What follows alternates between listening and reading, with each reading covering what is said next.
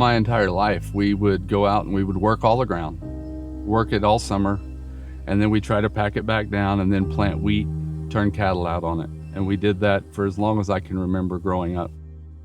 My great-grandmother, she was an avid conservationist. Absolutely was the most important thing to take care of the soil and pass it on to the next generation. But what we were doing without intending to and without knowing it, we were degrading the soil.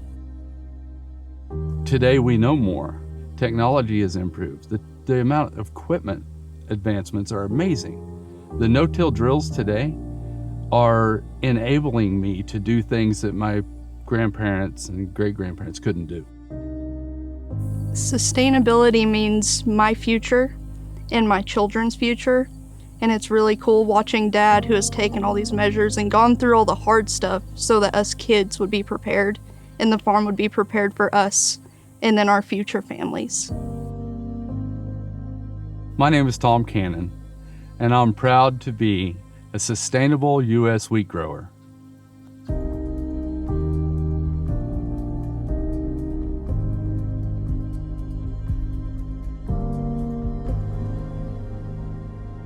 I decided that we had to do something different. I knew that what we were doing was not going to last. So what I did was I just went 100% no-till. I went all in. I have never once in my lifetime worked the dirt because of the changes he implemented, and I'm excited to see what changes are going to come in my generation for farming and what I'll be able to implement for my future. Looking at soil health as the foundation of every decision we make, we now do other things, like we try to keep a living root on every acre all the time. Do that with different kinds of cover crops. We do have cattle at the Goodson Ranch.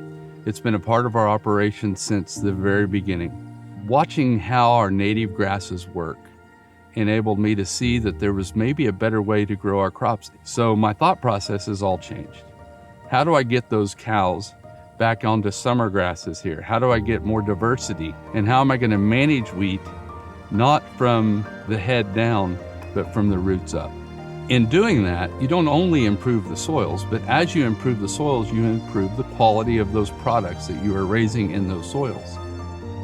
Some of the benefits that we've seen in the last 25 years are, most importantly, the amount of carbon that we've stored in the soil, and we are fixing the water cycle. The reason we want to do that is because higher organic matter, higher carbon loads in the soil store a lot more water. Our number one limiting resource here in Oklahoma is water.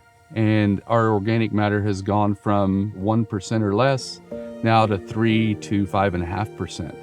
So we've tripled our organic matter, which means we have increased our ability to store water by about 75,000 gallons per acre.